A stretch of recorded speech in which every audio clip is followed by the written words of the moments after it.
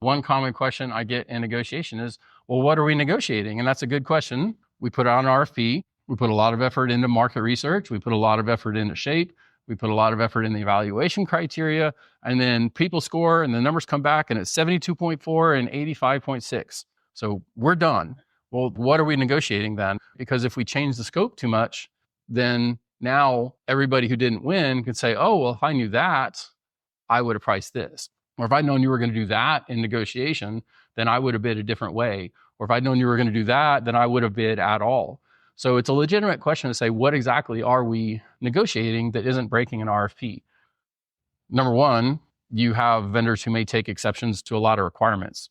One thing I don't have in this deck right now that I need to put in, I've seen more phrasing coming into RFPs now where there's basically a phrase that says, the more difficult it is to negotiate with you, the less I'm inclined to let you be the winner. It says it in a more sophisticated lawyerly way than that, but basically, the more exceptions that you take and the more that you make it so that I will never complete this negotiation, it will affect your scoring. They may present a schedule. That schedule may need to be adjusted for your success, the way they want to pay, the way they want to fund, service levels, have we set service levels, final project plans, et cetera. And obviously price has a lot of pieces, what staff is on it, and that kind of thing. So there are definitely places where negotiation happens. So formal negotiation can happen with a single vendor when you know that you have an intent to award, or with awarded vendors at key contract points, like when you're negotiating for a renewal. Maybe you're going to offer to give somebody an extra year on their thing, but you need them to change something. So you could even be negotiating with current vendors. I'll talk about the zone of possible agreement, best alternative negotiated outcome. So this is the next few slides. So a zone of a possible agreement. So that's our actual negotiation range. This is basically focused on price. Price isn't the only thing we're negotiating, but at the end of the day, generally the things we want can be associated in some way with price. So just in this super simple example, a buyer may say, I'm willing to spend anywhere from $19,000 to $35,000 for a car. And a seller says, well, I need to get at least this much or this much. So there's some space where both of the parties agree, and that's your zone of possible agreement. The lower end is where the seller's going to walk away, and the higher end is where the buyer is going to go away.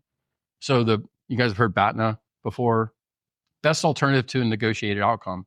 So if you're going into a negotiation, then knowing both for yourself and for the person that you're negotiating with, when is somebody going to drop off? So the best way that you can identify, we use a phrase of most desired outcome for like, what is your absolute highest wish that you can manifest in what you are bidding? And then that drops back down into where's your line where you would say, I can't get there anymore and I'm going to walk away. Well, the only way you know that is you know what would happen if this negotiation failed. So it may be that I re-up with a vendor or I go to a co-op contract, et cetera. But really understanding and thinking for yourself, where would I walk off is valuable for planning. If you haven't thought through when you would walk back or when they would walk back, and you're not prepared to say, what do I think I need to get that I still don't have? And where am I willing to do trades?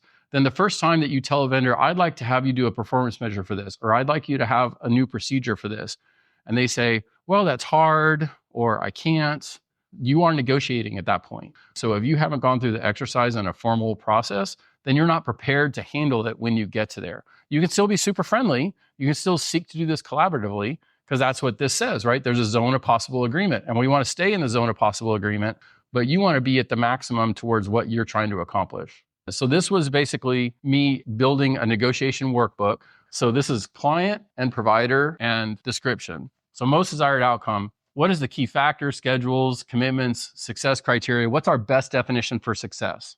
Provider, what does the other provider want? Make an educated guess on what they will anticipate being their most desired outcome. Because if we know what both of our most desired outcomes are, we can probably find that minimum. Zone of possible agreement, what's the minimum that you can accept? The BATNA, like what happens, when would we walk away? And again, this is for workshopping and thinking through so that we're prepared. Known facts that impact the negotiation. What do we know that's true that's going to impact it? What assumptions do we have? What do we not know that's going to impact the negotiation that we need to ask questions on in the process? What do we have to have? What are we willing to trade?